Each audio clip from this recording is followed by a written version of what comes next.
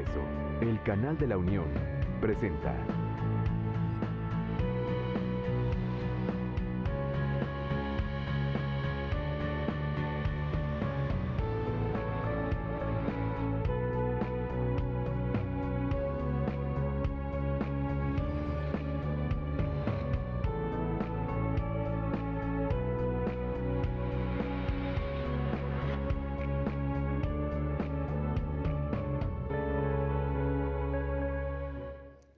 Bienvenidos, muy buenas tardes. Como siempre, nos da muchísimo gusto saludarlos una vez más. El canal de Congreso, el canal de la Unión, les da la más cordial de las bienvenidas. Lo invitamos a que se quede con nosotros. Estamos en el trabajo que se vive aquí en la Cámara de Diputados en relación a este foro internacional en materia de seguridad pública. En este momento inicia una conferencia magistral que será impartida por el doctor Dennis Kenney. Él viene de la Universidad de Nueva York y es experto en temas de seguridad. Está dando inicio, así es que sin más preámbulos, yo lo dejo con lo que se vive aquí en el Palacio Legislativo de San Blas. Iniciamos. Políticas, sus procedimientos. También hago mucha investigación sobre la policía y el beneficio de esto es que recojo muchas ideas en el camino. Por lo tanto, me doy cuenta que simplemente soy como una esponja porque tomo muchas cosas y las absorbo. Entonces, esto me da una gran oportunidad de poder platicarles cómo lo hace otra gente y qué están haciendo. Voy a comenzar diciéndoles y reconociendo que ustedes no necesitan que yo les hable de los retos que ustedes tienen en México. En un panorama general del Instituto de Economía, muestra que en el 2013 la causa directa en México de violencia era de 9.4% del Producto Interno Bruto, que no está tan cerca de Honduras, que tiene el 19%, pero sigue siendo un número muy significativo. Es mucho dinero que se gasta en cuanto a aspectos de corrupción y de delitos. En cuanto a los datos, México y Perú tienen incrementos de 25 lugares del 50 al 25 en el costo de la violencia, y solamente Colombia ha tenido una reducción o caída en la cantidad o de gastos que se tienen para combatir la violencia. Como ustedes saben, la violencia no comprende solamente violencia, también incluye la economía. La inversión extranjera hace que la economía sea más difícil de llevar y que haya altos niveles de desempleo, que esto hace que se repita el ciclo. Entonces, una vez que se tiene esta tendencia, es muy difícil bajarse de esto. Sé que todos lo saben, y al escuchar los paneles anteriores y otros presentadores, y también porque he pasado mucho tiempo en México, sé que ustedes pasan mucho tiempo tratando de tomar pasos para hacer algo al respecto. También sé que la confianza en la policía, sobre todo a nivel local, es muy baja, y también sé que están tratando de resolverlo.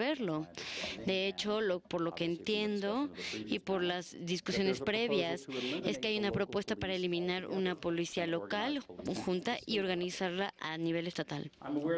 Sé que hicieron grandes esfuerzos para mejorar la capacitación de la policía, de cómo está organizada, de cambiar las condiciones de trabajo de los policías, y también les puedo decir, todo eso es muy bueno, está bien, pero lo que quiero hacer el día de hoy es advertirles sobre algunos problemas que van a encontrar al tratar de implementar todo lo que ustedes estaban discutiendo en el panel anterior y todo lo que sé que están haciendo actualmente. Hay que tomar en cuenta que con la policía lo que es obvio no siempre es el problema en sí. Entonces, la conversación que escuché antes se habló mucho sobre el problema del narcotráfico y sobre el crimen organizado, y también sé que tienen un problema de drogas, de narcotráfico y de crimen, pero no nada más es un problema de policía, es un problema para la policía, pero no es el problema de la policía.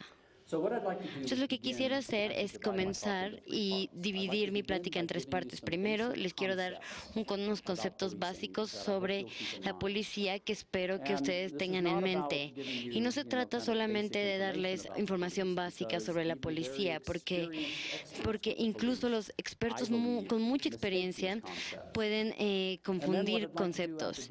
Y también, después de darles estos conceptos, quiero darles un par de ejemplos para ilustrar los conceptos.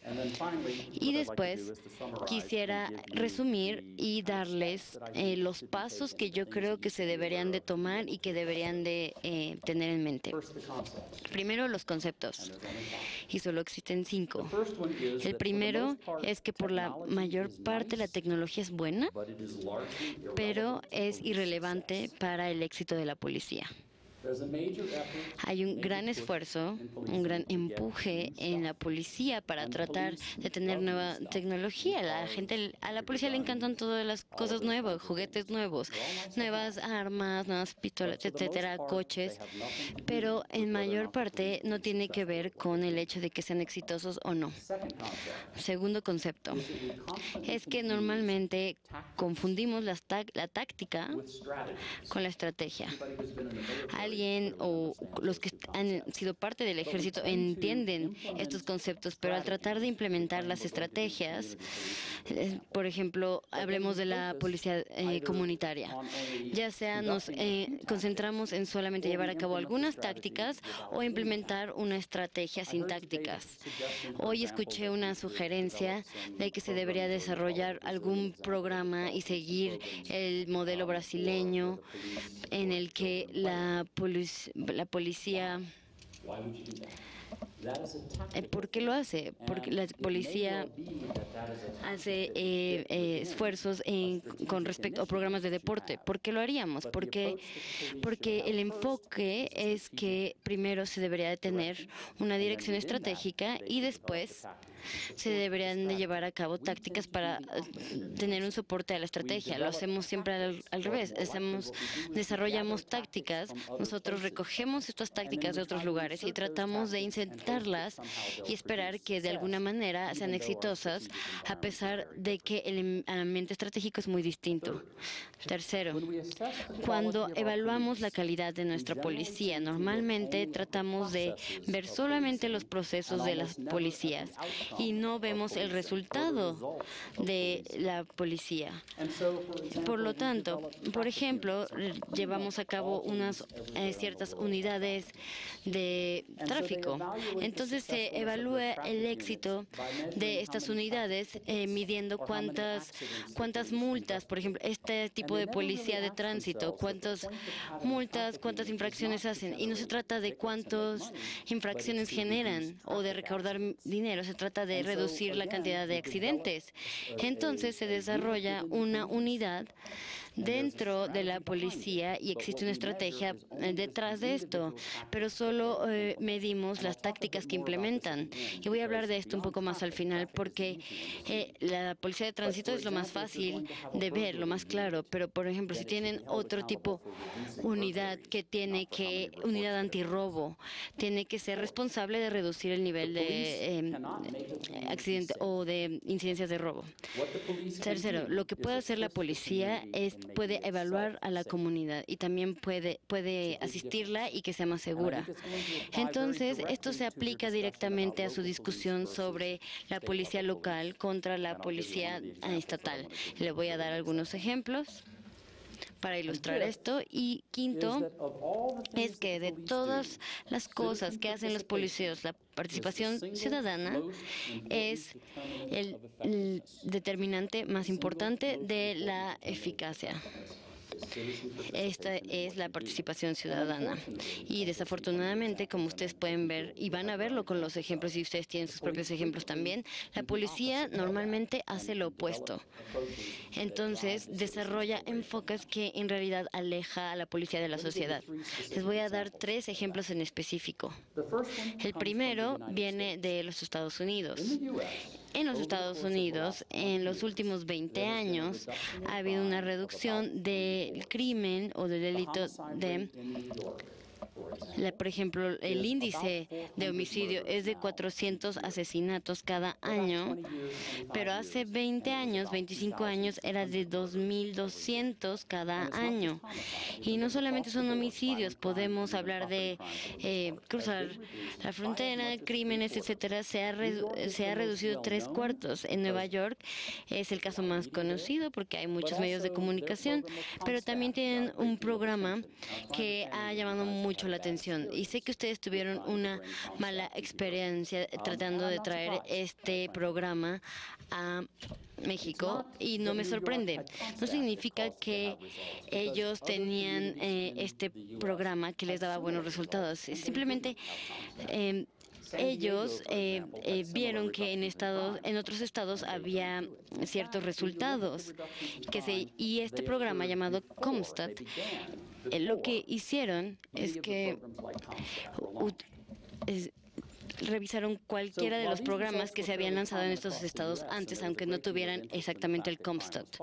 Entonces, después del 2011, después de los eventos de septiembre, se cambió el enfoque de la policía. Se empezó a desarrollar un enfoque en tecnología, una variedad de tácticas que eran llevadas a cabo por los militares y en la última década, eso se ha vuelto la dirección que está tomando los Estados Unidos. Si ustedes siguen las noticias y los ven, pueden ver los resultados. La mayoría de la gente en Estados Unidos, y estoy seguro que fuera de los Estados Unidos, no tienen idea qué pasó en Missouri o cómo era el enfoque en Missouri hasta que vimos todos los alborotos, todo lo que sucedió en ese estado y la policía estatal tratando de suprimir este conflicto. En Nueva York, por ejemplo, el grupo que yo vi que estaban afuera del edificio cuando yo trataba de entrar a mi hotel, Nueva York ha tenido manifestaciones masivas en los últimos años, donde básicamente el tráfico está completamente bloqueado. Y todo eso, ¿por qué sucede? Porque los ciudadanos de estas comunidades no solamente son de esta comunidad, pero ellos ya no creen que la policía represente sus intereses. A pesar de lo que hizo y todo el problema que tuvo la policía, fue que desde hace 20 años las comunidades empezaron a llegar a un punto en que decidieron que no querían ya tener tanta incidencia de delito y empezaron a hacer algo al respecto. Y la policía estaba en la posición ideal para ayudarlos. Y ese es el punto, que la policía no puede imponer la seguridad en la comunidad, pueden ayudar a la comunidad y la comunidad tiene que querer hacerlo. Tristemente, no solamente tuvimos ese conflicto hace 20 años, sino que también está volviendo a surgir. El segundo ejemplo es Colombia. En la última década, Colombia ha reducido a la mitad la incidencia de delitos. Tuvieron medio siglo de conflictos con los militares, con la policía, etcétera, pero ahora ha sido tan importante este programa que yo, por ejemplo, trabajé con el Banco de Desarrollo Interamericano y lo que escuché lo que escucho siempre es ¿por qué no hacemos lo que hicieron los colombianos? Pero cuando escucho conversaciones sobre lo que hicieron los colombianos, normalmente la gente no sabe ni siquiera lo que hicieron. Se concentran en las tácticas que introdujeron y el equipo que utilizaron o que compraron, pero no se concentran en los puntos básicos, el hacer que la policía y la comunidad se acercaran y desarrollaron muy baja tolerancia para la corrupción. Empezaron a investigarse ellos mismos y lo hicieron y además los empezaron a procesar. Y además lo que hicieron es que empezaron a volver a cambiar el papel de la policía colombiana. Entonces, una de las funciones que tenía esta policía y cuando llevaban a cabo los entrenamientos, los adiestramientos, es que iban de vecindario en vecindario, casa a casa dentro de la comunidad. Hablaban con los ciudadanos, no sobre problemas específicos, sino la voluntad de los ciudadanos para trabajar con ellos en cuanto a problemas de delitos y problemas criminales. Y lo que pasó es que muchos dijeron que no querían trabajar con ellos porque no confiaban en ellos, porque eran abusivos, porque eran corruptos, porque eran todo lo que ustedes habían hablado ya anteriormente, sino que desarrollaron estrategias para poder lidiar con estos problemas y no solamente llevar a cabo ciertas respuestas generales. Y ahora les quiero dar el ejemplo de Irak. Es muy interesante porque no solamente se trata de policía, sino se trata también de la guerra. Pero si la policía podía lograr que la comunidad estuviera a salvo, si la policía puede lograr que la comunidad esté segura, entonces Irak sería el lugar más seguro en el planeta. Ellos tienen cientos de miles de soldados y policías que tienen el mejor equipo que ustedes puedan imaginar para la policía de sus comunidades y para que sean seguros. Y de hecho, nosotros hemos gastado miles de millones de dólares tratando de comprarle ese equipo, tratando de adiestrarlos, llevar a cabo nuevos métodos de organización y todo ese tipo de cosas. Pero cuando el verdadero reto empezó, ellos simplemente dejaron las armas y se fueron. Abandonaron a sus comunidades y las abandonaron porque lo que sabían era que las comunidades no los apoyaban, a pesar del adiestramiento, a pesar de todo el esfuerzo, de todo el equipo que tenían. El problema fue que trataron de aislar a las comunidades. Como resultado, las comunidades ya no querían hacer nada con ellos. Entonces, no se puede imponer la seguridad de una comunidad, solo se puede ayudar a la comunidad para lograr esta seguridad. Primero que nada, es que con límites, no importa qué tanto se organiza a una policía, más bien es cuál es el papel de la policía en la sociedad. Sabemos que los ciudadanos en sociedades libres tienen altas expectativas de la policía. Y es muy interesante decir que la primera expectativa es proteger sus derechos. Sabemos que la policía siempre les va a decir que su trabajo es aplicar la ley. Y sabemos que la Constitución es la ley más importante, entonces ellos tienen que aplicar la ley, tienen que aplicar la Constitución, tienen que proteger los derechos de los ciudadanos lo saben. Ese es el problema que tienen, por ejemplo, en Ferguson, en Nueva York y en otros lugares donde existe un conflicto, no por los altos niveles de crimen, sino porque no creen que la policía los esté protegiendo y que esté interesada en proteger los derechos de los ciudadanos. La segunda expectativa es que se tiene que proteger la seguridad. Se tiene que pelear contra el crimen. Obviamente, tenemos esos dos aspectos, que es proteger su seguridad y se tiene que hacer dentro del marco de proteger los derechos. Y la tercera expectativa es que sabemos que yo me imagino que ustedes tienen la misma figura, pero la mayoría de las cosas y cuando se llevan a cabo encuestas a los ciudadanos, lo que piden es, o cuando se llevan a cabo estas encuestas, es que la policía tenga una cohesión con la comunidad y que la policía sea un modelo a seguir. Ahora, sabemos que este es el caso no solamente en México o en Estados Unidos. A mí me pidió las Naciones Unidas que llevara a cabo una investigación de la policía en Albania y en Yemen cuando trataban de reformarlos, y me pidió las Naciones Unidas que llevara a cabo estas encuestas nacionales, primero a los albaneses. No sé qué tanto saben de Albania, pero su gobierno se colapsó y estaban tratando de reconstruir las instituciones. Y en Yemen, como ustedes probablemente saben, las cosas no van muy bien en este momento.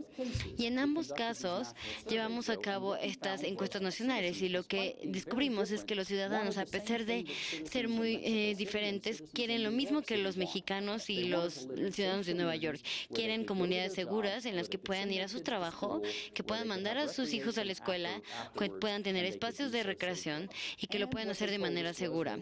Y lo que nos dijeron es que querían una policía a la que pudieran respetar y trabajar con ella. Entonces, son estos procesos que nosotros pudimos deducir como las expectativas principales.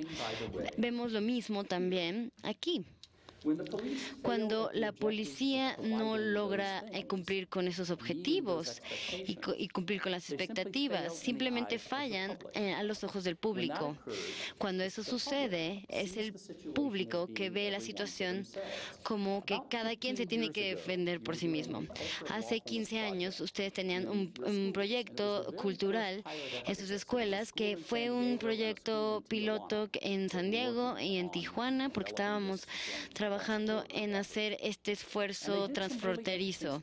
Hicieron cosas muy interesantes. A mí me pidieron hacer una evaluación, entonces evaluamos a los niños, les hicimos encuestas. Probablemente ustedes ya están haciendo este programa a nivel nacional, que si quieren saber qué piensan los adolescentes en las escuelas, a mí me pueden preguntar porque he entrevistado a miles de ellos.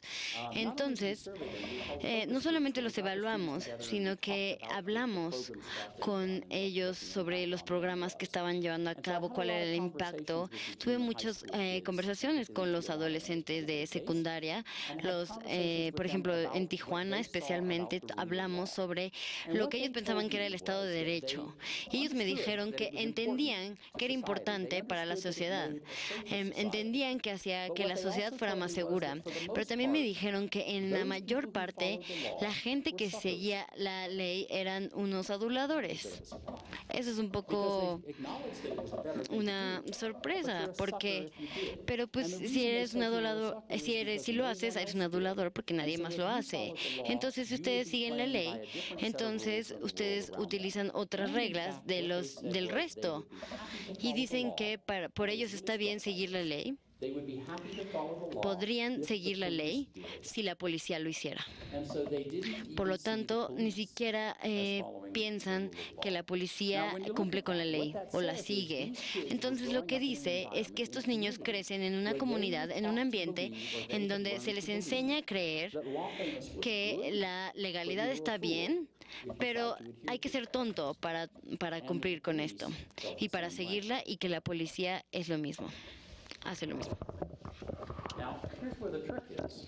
Ahora aquí viene el truco, y por la conversación que tuviéramos hace un rato, yo sé que la percepción es que la policía local es la que falla al cumplir las expectativas.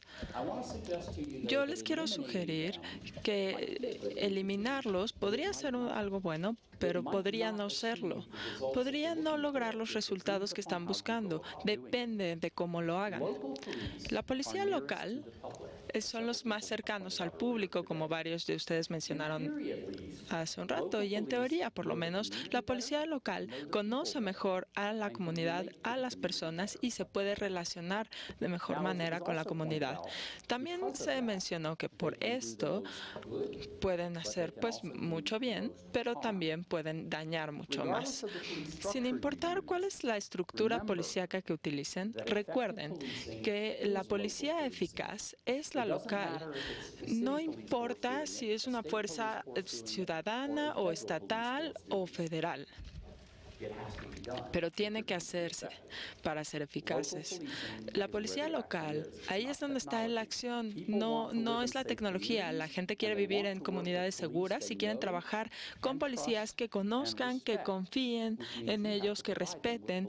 Eso significa que ustedes tienen que darles policías que puedan con las que pueden confiar, conocer y respetar.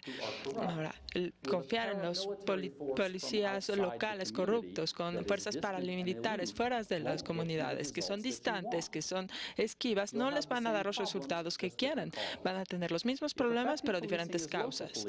Si la policía efectiva es la local, entonces la pregunta no es quién va a ser la policía, sino qué tipo de policía tenemos y qué podemos hacer para asegurarnos de que esta policía, sin importar cuál sea su nivel, para asegurarnos de que estén promoviendo en lugar de retardando la legalidad de la cultura.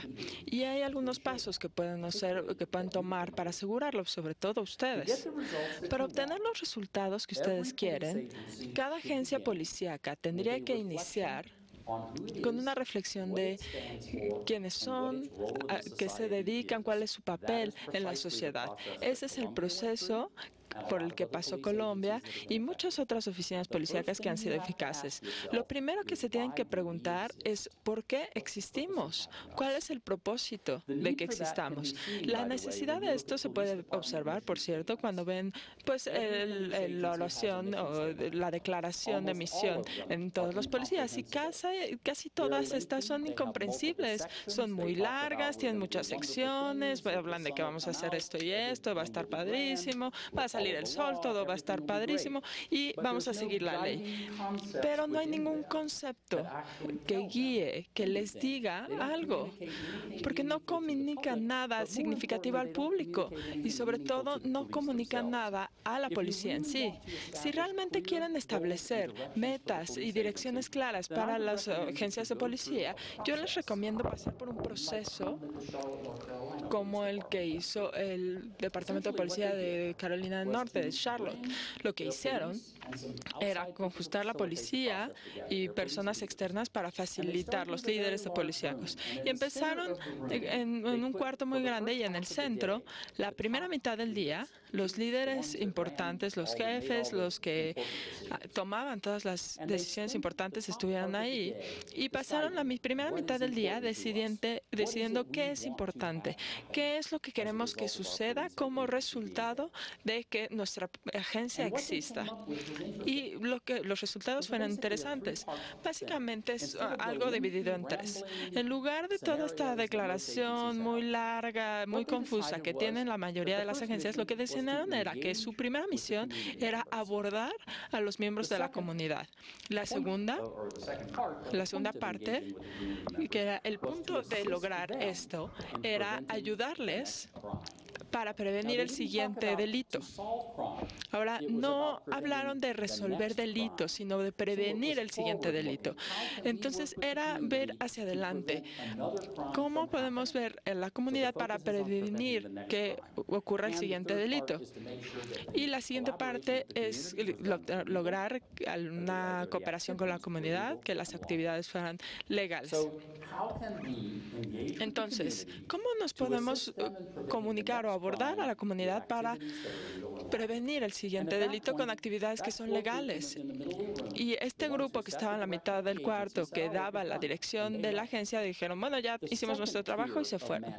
La segunda capa de gerentes entonces se reunieron, bueno, fueron a comer, se reunieron a la mesa del medio y su trabajo era, bueno, nuestro liderazgo nos dio una visión estratégica. Ok, ¿cómo vamos a lograrlo? ¿Qué vamos a hacer? ¿Cómo lo vamos a ejecutar? Entonces pasaron por un proceso de examinación de actividades, estructuras de la organización, todas las partes que tenían con el Departamento de Policía.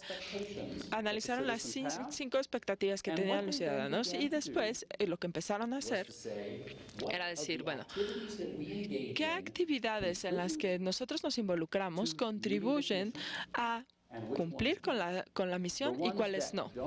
Las que no, las vamos a eliminar. Las que sí, las vamos a mejorar. Porque cuando discutían, encontraron que tenían muchas actividades en las que estaban involucrados y no realmente ayudaban a la misión, a la meta que se había puesto, pero consumían muchos recursos y por esto no tenían ya recursos sobrantes para hacer lo que tenían que hacer. Sabemos que si queremos ser eficaces como policías, no podemos liderar una agencia así.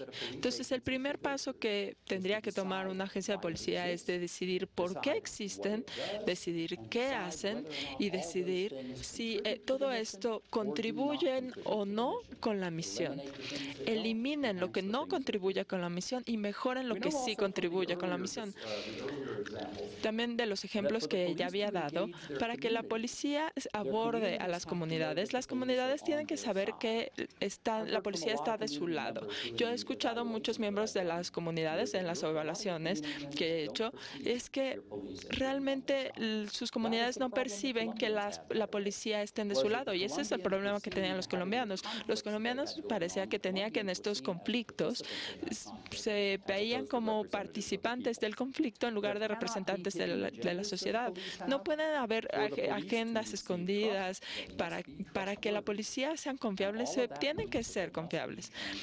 tienen que ser transparentes. Ahora, la transparencia para la mayoría de los departamentos de policía simplemente significa establecer una unidad de asuntos internos. Y una unidad en sí no nos lleva a la meta. O sea, sí es importante tenerlo, pero no van a darles los resultados. El punto de tener relaciones internas o asuntos internos es ubicar mala conducta de oficiales. Y daño que se ha hecho a las oficinas de policía no es la conducta de un oficial en particular, sino la conducta de la organización en sí. Asuntos internos se enfoca en el individuo, no en la agencia. Como resultado, asuntos internos pueden ser muy buenos, muy profesionales, pero pueden tener problemas sistemáticos que se pasan por alto. Y ese es exactamente el problema que pasó en Ferguson, Missouri. Tenían problemas sistemáticos y se preocupaban en un oficial individual que estaba rompiendo las reglas, pero no se dieron cuenta que la organización estaba alejando a los ciudadanos. Entonces, en Estados Unidos nosotros usamos, como dijo alguien, un sistema que supongo que es como una estructura de organización como el suyo, pero con esteroides. Tenemos 18 departamentos de policía, tenemos muchísimos, no los podemos contar. Ni siquiera sabemos cómo es uno eficiente porque tenemos muchísimos. 90% de los departamentos de policía tienen 10 o menos policías en ellos. Entonces tenemos departamentos de policía muy pequeños y algunos medianos y un par de muy grandes. También tenemos la policía estatal por encima y la policía federal por encima también. Entonces tenemos pues acusaciones de conducta sistemática, de mala conducta sistemática, y es que la policía no los investigan a sí mismo, sino que hay investigaciones también externas que se hacen a nivel estatal o federal. Cuando se encuentra algo, sobre todo en un nivel federal, desarrollamos algo que se llama desarrollo concéntrico, que es un acuerdo legal que tienen con la policía y el gobierno. Y es que hay una supervisión externa, un monitor en la policía. Y ellos cambian las políticas o lo que está causando problemas. Y esta supervisión dura un par de años hasta que se concuerde que ya se arregló el problema. En México me dicen que ustedes no tienen algo así, no tienen estabilidad. De hecho, en conversaciones que he tenido con la policía, me han dicho que la Policía Federal ni siquiera puede investigar a la policía local. Si hay quejas de mala conducta, no se les permite hacer investigaciones a menos de que se haga una petición formal. Ahora, es muy poco probable que el departamento que tiene mala conducta va a requerir que los investiguen. Entonces, el sentido que yo tengo es que pues tienen muy poca supervisión. Como legisladores, y muchos de ustedes lo son, eso tiene que cambiar. Entonces, una de las cosas en las que se quieren enfocar es rediseñar el proceso de supervisión, no en asuntos internos para oficiales individuales, sino para oficinas o policías, departamentos de policía, para saber que sí están siguiendo las reglas. Ahora, incluso para oficiales individuales, asuntos internos también tienen problemas. Sabemos que de las investigaciones que la mayoría de las quejas que se hacen con la policía no involucran delitos. Se aludió a eso antes, un programa que ustedes pusieron, la Policía Federal en Los Cabos, hubo una investigación que se presentó en esta junta y la investigación no se hizo de México, sino de otros países sudamericanos y destacaron que lo mismo pasaba ahí. Entonces, no es solo Europa o Estados Unidos, parece que es una tendencia en la mayoría de los lugares. La mayoría de la incidencia en donde hay quejas contra la policía no involucran delitos o mala conducta o falta de respeto, niveles más altos de fuerza del que la gente piensa que se debería usar, etcétera. La forma que funciona asuntos internos es que la ciudadana tiene una queja, le llama a la policía y hacen esta queja. La policía se lo asigna a la unidad de asuntos internos, quienes hacen la investigación y determinan si hay bases para continuar esta investigación.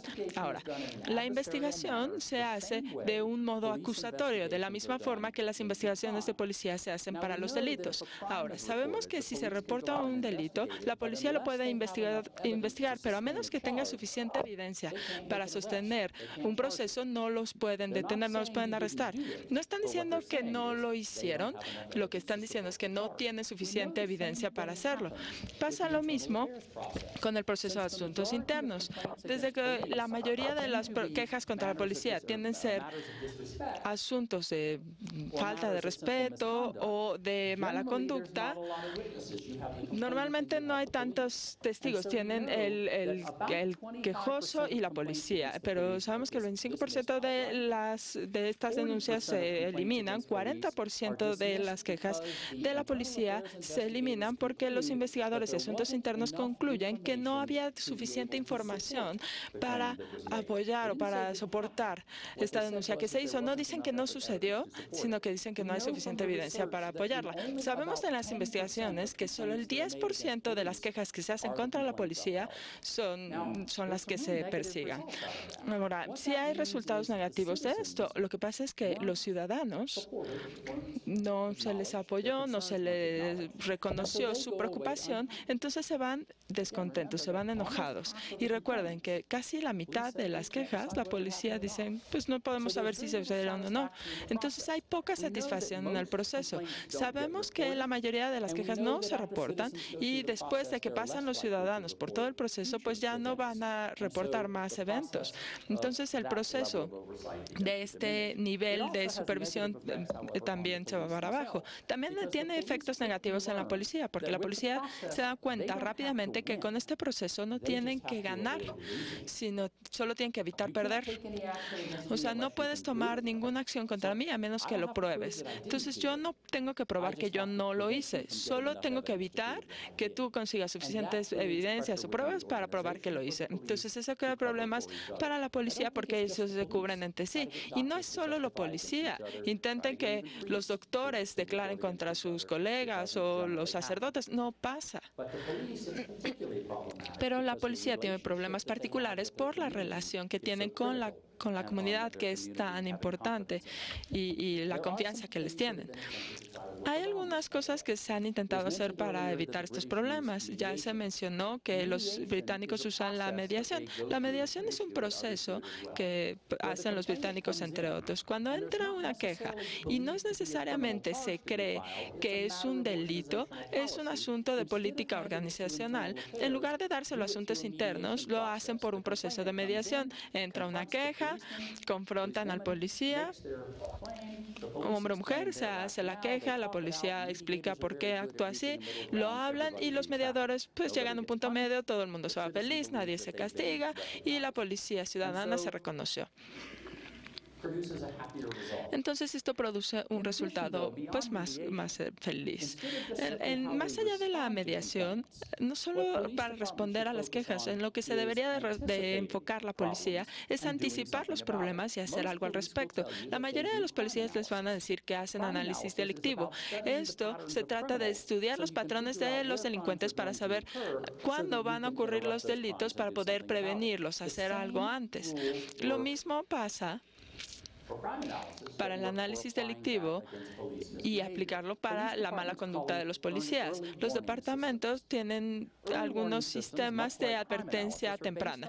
Así como el análisis delictivo se hizo, de hecho, en 1800, que se llama la regla de 80-20. Y básicamente decía que el 20% de lo que tengan va a causar 80% de los problemas. Sabemos del estudio del delito, por ejemplo, que el 60% de las llamadas a la policía ocurren al 5% de los residentes. Entonces, la policía tiene algunos lugares, algunas zonas a los que van mucho, ¿no? Y la policía de aquí seguro les van a decir que hay algunas zonas, algunos lugares que son muy problemáticos, que son un dolor de cabeza, y la mayoría de los otros no son tan importantes.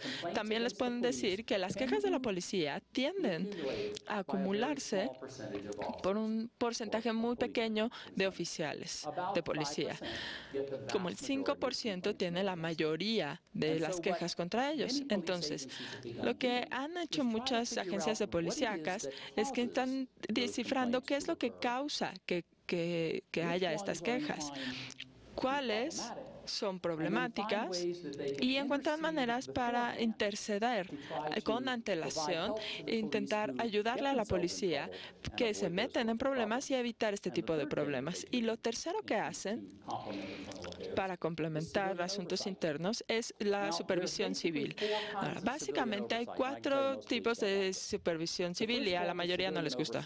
La primera es que cuando un ciudadano hace una queja, no hacen una queja de la policía, sino a un grupo, a una junta de civiles. Y entonces esta junta hace la investigación y hace alguna recomendación de cuál tiene que ser el castigo. En el segundo tiempo, se hace una queja a esta junta de ciudadanos, pero la policía hace la investigación porque la policía dicen que son mejores investigando. Y más adelante, cada forma de supervisión civil es cada vez más débil. Y obviamente a la policía le gusta la más débil, a quien no le gustaría eso. Lo que yo les sugiero es, lo que creo que podrían hacer es incorporar todo esto a una capacidad civil. Entonces, tenemos una regla civil para examinar la mala conducta que ocurre, una examinación civil para que los ciudadanos puedan decir, híjole, no tenemos suficiente evidencia para ningún lado, y eso los va a hacer sentir mejor en lugar de que los policías se cubran entre sí. Y entonces los ciudadanos están involucrados en hacer esto. Y los grupos externos están involucrados en hacer programas de mediación. También se involucran en la investigación para tener sistemas de alarma con antelación o oportuna para mejorar un poco las comunidades. Y finalmente, además de papeles muy claros y transparencia, yo les sugiero que la policía tiene que dar una imagen de como competencia. Esto se determina y se refleja de 2 maneras. Hay 2 cosas que pueden hacer y las 2 yo creo que son muy importantes para la eficacia policíaca. La primera involucra los estándares que se pone la policía a ellos mismos, y la segunda es que también cumplen esos estándares. Entonces, si tenemos estándares altos y si los cumplimos, o por lo menos intentamos cumplirlos. Daniel Sabet hizo recientemente un estudio de reforma policíaca en México y encontró que básicamente la historia de la reforma no ha sido muy buena. En términos generales se introduce la reforma y en algunos años estas reformas, pues de alguna forma u otra se eliminan y se introducen nuevas. Cuando vemos las causas de los problemas en las oficinas policíacas de corrupción, problemas de los que estaban hablando hace un rato, él se dedica mucho su discusión en este estudio. Dice que sí tienen programas con narcotráfico y organismos delictivos, pero esos no son los problemas más importantes de la policía. Los más importantes es la politización de las organizaciones y la falta de sustentabilidad de las reformas. Si quieren tener reformas, tienen que durar y no pueden ser guiadas por una agenda política. Él dice que cada líder político, sobre todo en un nivel local, elimina todo lo que tenían y entran con nuevas políticas, con nuevas cosas. Entonces introducen nuevas cosas y se tiene que ver como algo distinto, además. Como un investigador en Estados Unidos se refería, porque en Estados Unidos tenemos problemas similares, y es pues que cuando un líder político nuevo entra, tiene que hacer algo, tiene que ser nuevo, entonces pues siguen las últimas tendencias y eso no produce demasiados resultados. Entonces se va más allá de no solo no ser eficaz, porque lo que dice Sabet es que lo que pasa, y lo encuentra mucho la policía, es que la policía se comprometía más a la agenda política de la comunidad y dependía más de la agenda política de la comunidad que la agenda de la policía en sí. Y eso daña muchísimo. Ahora, en donde sí encontró una diferencia. El único lugar, o las únicas circunstancias que encontró que decía que la reforma se sostenía mejor, fue algo que se mencionó en el panel anterior, y era que las agencias buscaban la certificación. La certificación ha sido un concepto que lleva 25 años, la de la policía, obviamente, ¿no? Y inicialmente nació, era una idea estadounidense, nació porque teníamos tantas agencias policíacas tan desorganizadas, con tantos estándares tan distintos en todo el país, la variación de la policía es enorme. Entonces lo que hicieron fue que los líderes de la policía se reunieron y durante semanas se preguntaron, bueno, ¿cuáles son los estándares mínimos que todas las oficinas policíacas tienen que lograr? ¿Cuál es el nivel más bajito en el que tienen que estar todos los policías? Y describieron un proceso de estándares policíacas que son como 450. Estos estándares cubren de todo, desde reclutamiento de policías, selección de policía, capacitación, cómo tratamos a las personas arrestadas, todos los aspectos de la policía. Y después crearon un proceso, hicieron una entidad independiente que se llamaba COLIA, la Comisión de la Acreditación de Certificación de Agencias Policíacas. Hicieron otra entidad y diseñaron un proceso para que la policía se pueda juzgar a sí mismo. Esto no es una agencia gubernamental ni una agencia académica, sino una agencia que creó la policía para la policía. Lo que pasa es que ustedes quieren ser certificadores y les mandan los estándares. Estas son las reglas que tienen que lograr. Y tienen un periodo como de prueba en el cual intentan demostrar que su agencia, ustedes, cumplen con estos estándares. Y si lo hacen adecuadamente, lo que van a concluir es que muchos estándares no son necesarios. Entonces toman pasos correctivos para poder entrar en cumplimiento con los estándares. En ese momento, pues se van a la segunda etapa y mandan a policías en sí, observadores, para revisar su trabajo, para asegurarse de que realmente están haciendo lo que dicen hacer. Si logran eso, si ellos concuerdan que cumplen con estos estándares, entonces lo certifican, creo que son 5 años. Y tienen, entonces constantemente, cada 5 años tienen que confirmar que esto lo están haciendo bien. Ahora, CALIA es un método de certificación. Hay 3 o 4 que existen para certificar a la policía. CALIA tal vez sea más importante para ustedes porque lo creó la policía para la policía, y lo que es más importante, ha pasado por un proceso de intentar eliminar el estándar estadounidense y hacer un proceso internacional, y muchas agencias policíacas mexicanas incluso han empezado o terminado el proceso de certificación. Entonces, esto es algo que las agencias de policía en sí, mexicanas, pues les han gustado, y CEBET dijo que estas agencias que fueron por una certificación pudieron sostener las reformas que estaban haciendo y se sostuvieron por más tiempo, pudieron mantener su enfoque y pudieron resistir las presiones políticas para hacer este cambio de facto. Ahora, no hay nada que diga, ustedes son de alto nivel, no hay nada que diga que ustedes tienen que abrazar algo que existe, ¿no? Hace 5 años estaba trabajando con un general en la Policía Nacional Colombiana, y Colombia estaba muy involucrada con una... Bueno, lo que intentaron hacer era un proceso que todas las agencias miembros de Maripol tenían que involucrarse. Entonces pasaban por el mismo proceso, desde Chile a México, y oficinas policíacas necesitaban y tenían que hacer un conjunto de estándares que sentían que serían las mínimas necesarias. Y Maripol iba a supervisar el proceso. Entonces, es una entidad policíaca que están construyendo los estándares en sí. México es un país muy grandote, tienen muchas agencias policíacas, no hay razón por la cual no puedan desarrollar ustedes su propia versión. Lo que importa no es cuál usan, sino que aplican un conjunto de estándares para la policía en sí. Y por lo menos pues los aíslan de la presión política para para sostener las reformas por varias administraciones.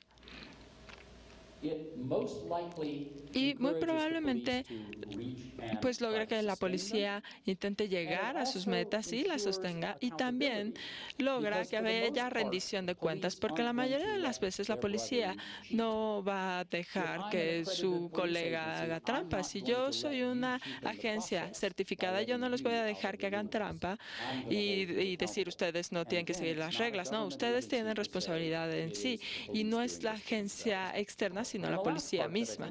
Y la última parte en la que se tienen que enfocar es el reconocimiento de desempeño. Y nadie lo hace muy bien porque es algo muy difícil de hacer.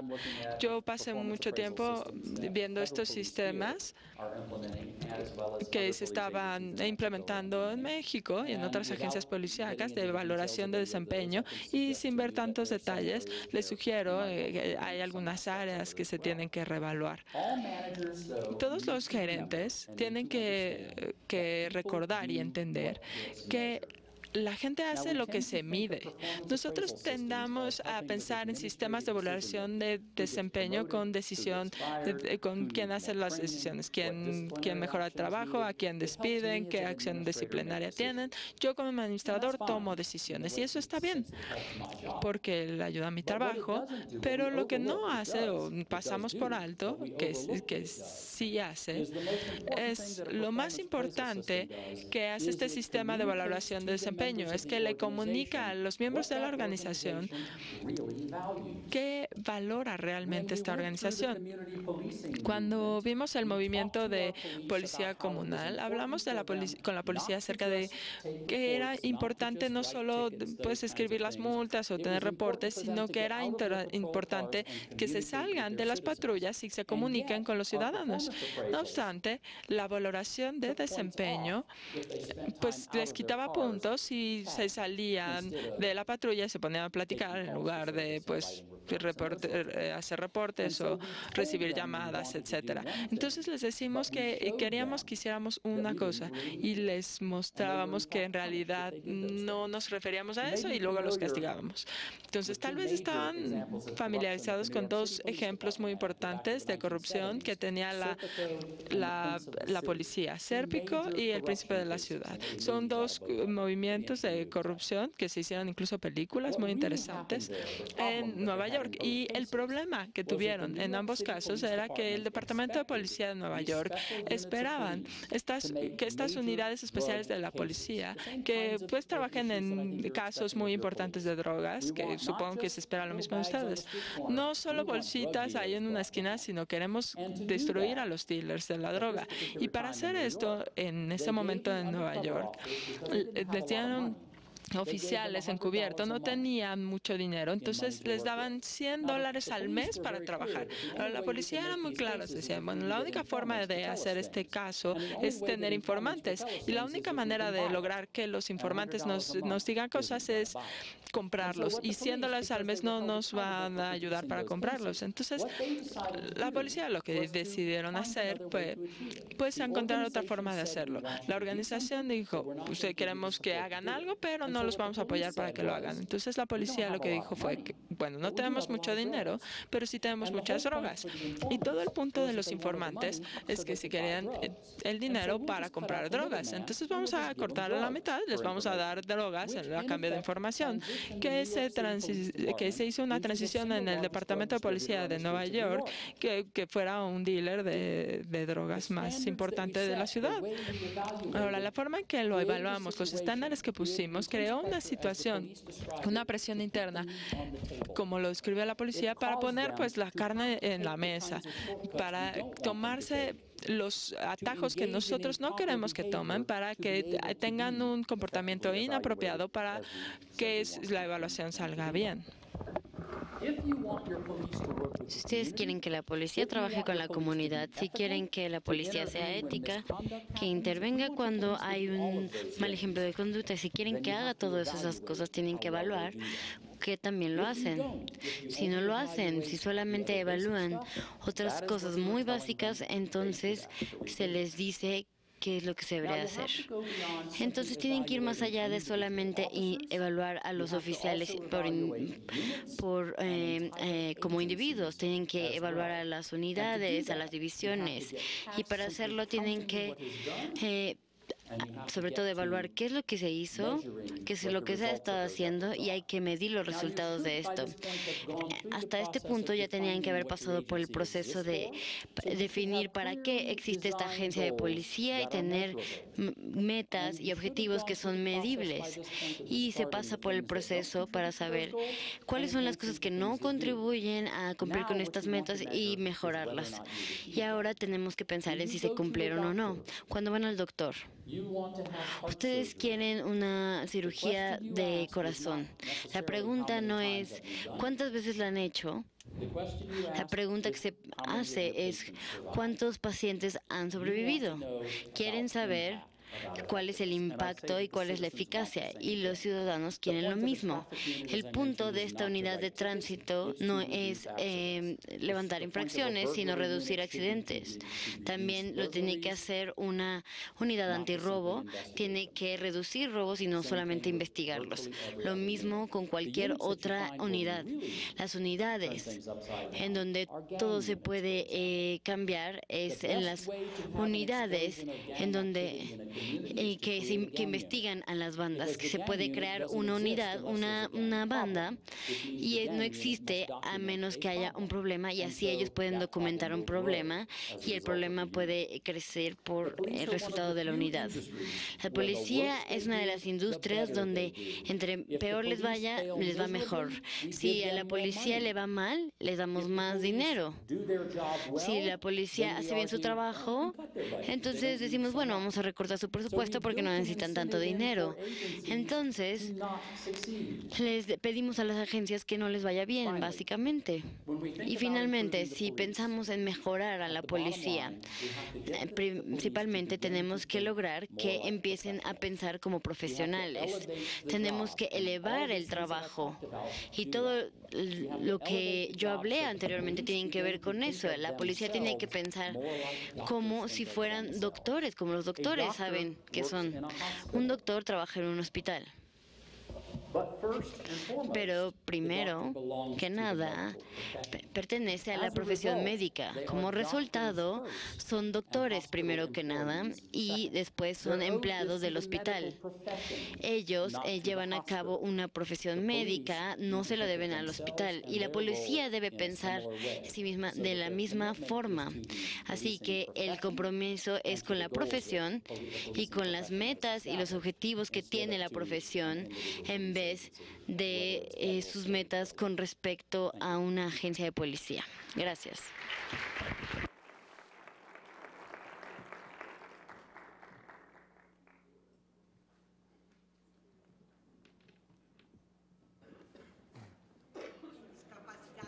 Muchas gracias al doctor Dennis Kenny. ¿Hay alguna pregunta para el doctor? A ver, de este lado hay.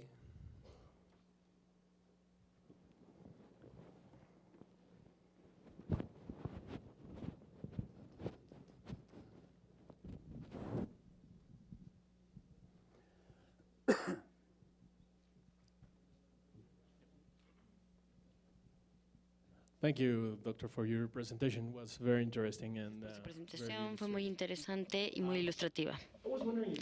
Yo quisiera saber si pudiera hablar un poco más sobre el proceso de supervisión o de vigilancia y cuáles son las consecuencias de la evaluación del monitoreo. ¿Cuál evaluación?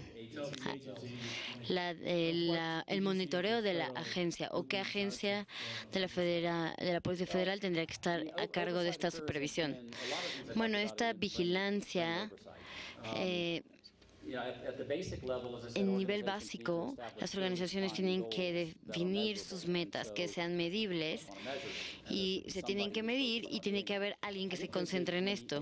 Me parece que el área de vigilancia, que debe ser inmediata, es cuando existen patrones de conducta, cuando Por ejemplo, he escuchado muchas historias de la policía en donde se dice que a nivel local existen patrones y se tiene que haber algún recurso, tiene que haber alguna manera de que los ciudadanos sepan o que hay alguien que puede tomar todas sus preocupaciones. Eso podría ser la Policía Federal o estatal, y como entiendo, y tal vez no lo entendí también, pero la Policía Federal ahora ya no lo hacen, en vez de alentar a que se haga eso, y eso es algo legislativo.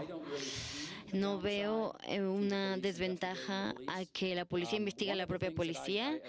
De hecho, como profesor de universidad, que siempre se lo resalto a mis estudiantes, es que si se quiere definir un sistema de policía que no funciona muy bien, entonces hay que pensar en el diseño. Por ejemplo, se trató de introducir un cambio en vender un cambio una vez no se puede, se tiene que vender muchas veces y no se puede imponer.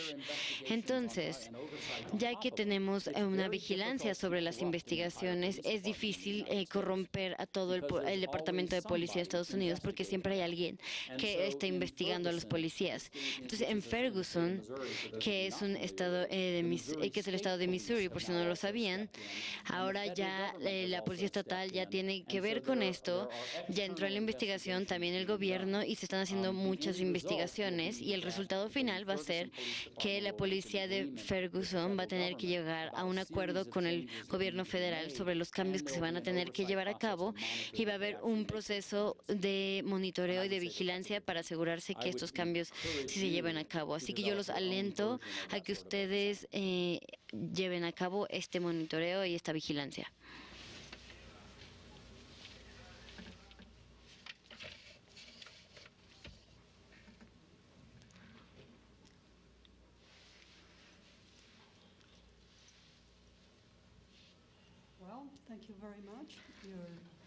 Muchas gracias.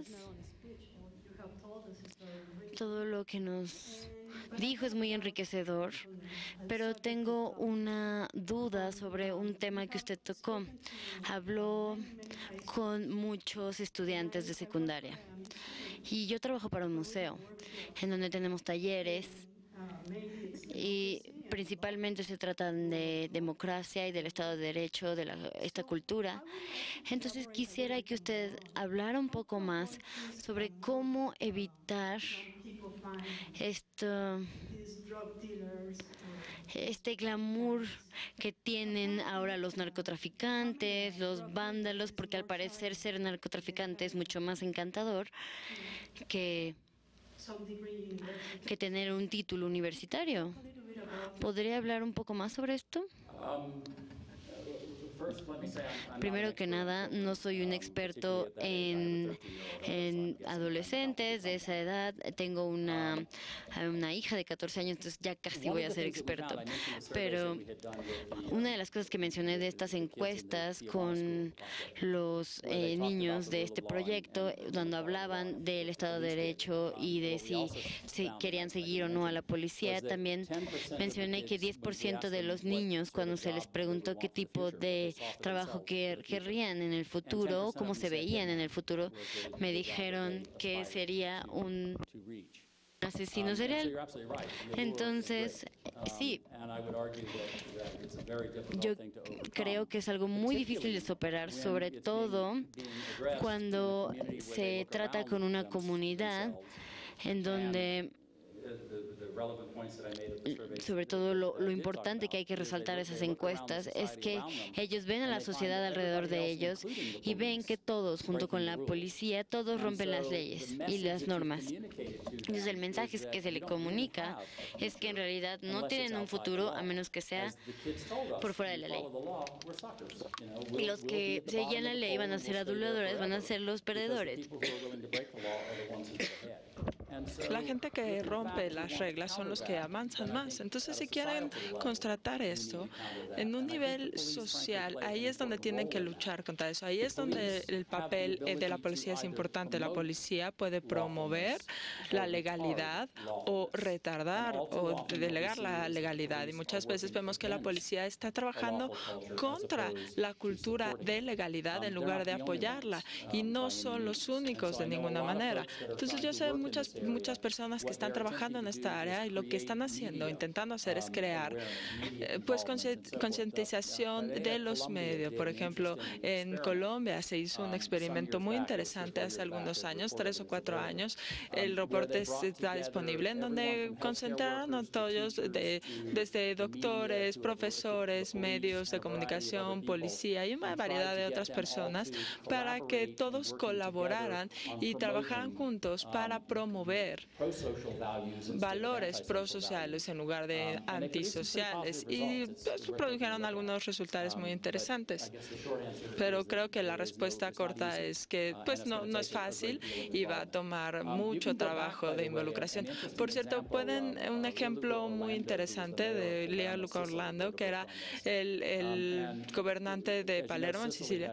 Sicilia tenía problemas, pues obviamente muy importantes en el crimen organizado, y tuvieron 2 asesinatos de juristas pues muy populares que escandalizaron a la comunidad, y lo que logró era pues organizar alrededor de este escandalismo. Es decir, bueno, somos parte del problema porque participamos en esto, entonces tenemos que ser parte de la solución, y desarrollaron una variedad de actividades de la comunidad para confrontar las actividades del crimen organizado que estaban sucediendo, y tuvieron muy buenos resultados. La dificultad de esto es que es muy difícil de sostener porque la gente pues participa un rato y después se aleja, y los delincuentes obviamente son pacientes, entonces pues sobreviven a esto, pero este es el esfuerzo sostenido que se necesita. Nada más para recordarles, en caso de que alguien tenga una pregunta en español, contamos con servicio de traducción simultánea, por si alguien más quisiera preguntar. Ahora sí.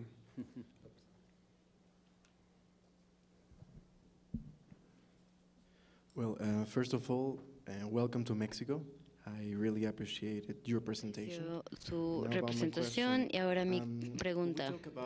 Cuando hablamos de la policía local, pensamos en cuanto a un escenario nacional, doméstico, y hablamos de diferentes facultades o poderes en una nación, pero creo que no deberíamos olvidar el hecho de que tenemos una frontera muy activa.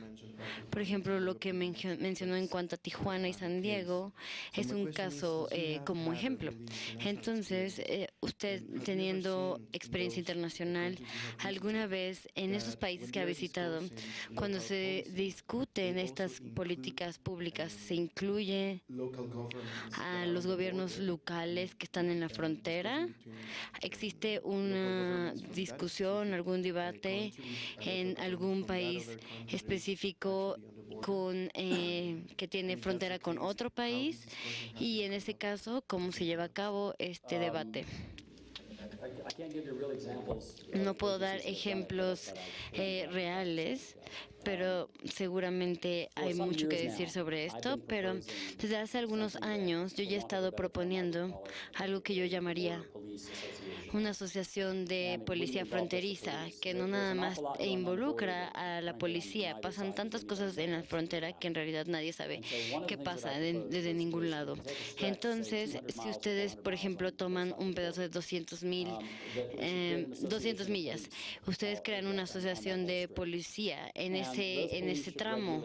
Esa policía en verdad debería de trabajar junta, hablar de los problemas y las experiencias que han tenido y sus capacidades.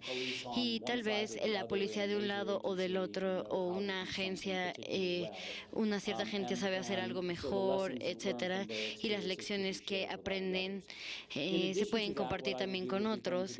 Entonces, Entonces, también se puede invitar a las universidades que están en las fronteras y pueden llevar a cabo investigaciones sobre cómo son los crímenes en esos lugares, porque en realidad nadie lo sabe perfectamente, y también crear evaluaciones. Entonces, podrían trabajar en colaboración con las asociaciones de policía. El problema de las agencias de policía es que en realidad no confían en los investigadores, entonces se tiene que trabajar mano con mano.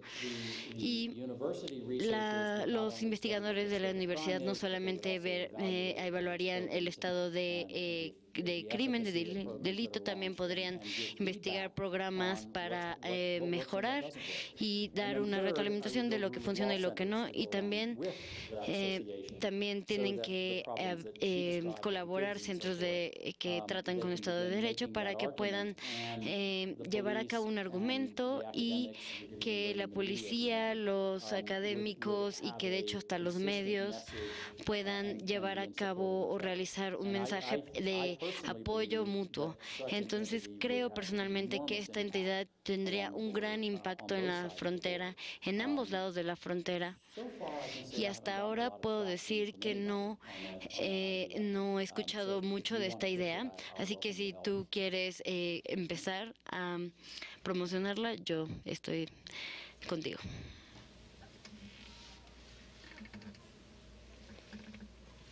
Dr. Kenny, I have a question. Usted habló sobre los problemas que podrían surgir y los pasos de los procesos y los estándares. Y cuando usted dio la presentación, me pareció que todo era muy obvio. Parece que todo es sentido común. Estos son los departamentos de policía. Esto es lo que deberían estar haciendo estos señores en México. Pero existe un problema de por qué todavía se ven fallas para poder proteger a los ciudadanos y cumplir con lo que esperan los ciudadanos. Entonces, ¿cómo relaciona esta información y los estándares que usted define con este modelo de mando único? ¿Usted cree que es mejor invertir en las fuerzas que se tienen ahora, o tal vez es mejor eliminar esta policía municipal y empezar de cero? ¿Y cuáles son los factores para prevenir que las agencias implementen procesos y mecanismos que tal vez podrían mejorar el desempeño? Mencioné el problema por ejemplo, no es solamente México. Normalmente, cuando se es policía en Estados Unidos, estoy seguro que en 3 años ya van a dejar este departamento. Obviamente cuando se van de ahí no necesariamente es porque decidieron retirarse, sino que tal vez pues ya no estaban funcionando, entonces los reemplazan. Entonces la solución es que la persona que viene después de usted va a hacer algo distinto. Y ahí viene este argumento de que viene el nuevo y trae nuevas cosas. Nosotros también tenemos dificultad sosteniendo estos programas en nuestros departamentos. Yo no dije que fuera difícil, yo creo que tienen razón, es como obvio, pero el problema son los contrapesos. No son tan obvios. Nosotros evaluamos a las agencias policíacas basándonos en medidas momentáneas y no a largo plazo, y pocas veces le damos tiempo a desarrollar una capacidad a largo plazo. Mi problema más importante, o el que más tendría yo para eliminar la policía local aquí y empezar de cero, es que la presión sería más grande. De las conversaciones que escuché hace rato, para estos nuevos departamentos más grandes, nuevos, va a ser más difícil de enfocarse en narcotráfico y los delitos importantes o crimen organizado. Y yo creo que pues la policía se tiene que hacer pues vecindario por vecindario, cuadra por cuadra, y las agencias pues no los van a apreciar y se van a alejar de esto y se van a enfocar a cosas como que más tácticamente orientadas o de tecnología. Y se van a alejar de la sociedad porque van a decir, bueno, incompetente y corrupto era mejor que abusivo y agresivo. Entonces me parece que esa sería mi preocupación. Yo no tendría ningún problema de ir a una agencia a nivel estatal si se hicieran todo lo demás que se necesita, que ya mencioné hoy. yo creo que estaría bien. Espero responder la pregunta.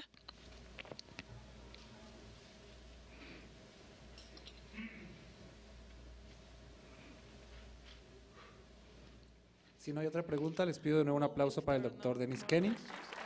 Y con esto pasamos a una pausa en el programa, donde va a haber una comida que están todos ustedes invitados en el jardín del edificio B. Muchas gracias. Thank you.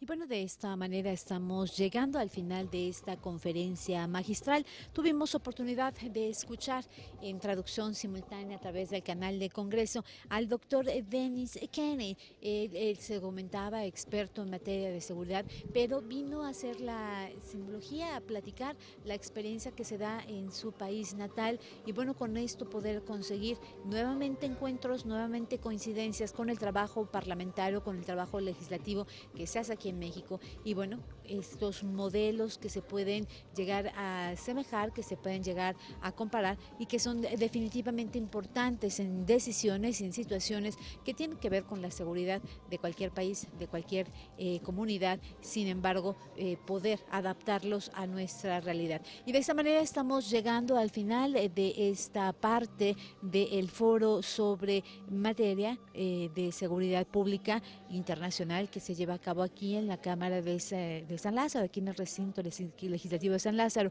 Continuará todavía la actividad en la tarde para esta jornada. Esperamos todavía 2 conferencias, 2 paneles de discusión y el día de mañana continuarán con los trabajos. Pero por lo pronto yo le agradezco mucho que nos ha hecho favor de acompañarnos. Lo invito para que siga al pendiente de nuestra señal. El canal de Congreso, el canal de la Unión se despide y lo invito a que nos siga sintonizando luego muy pronto.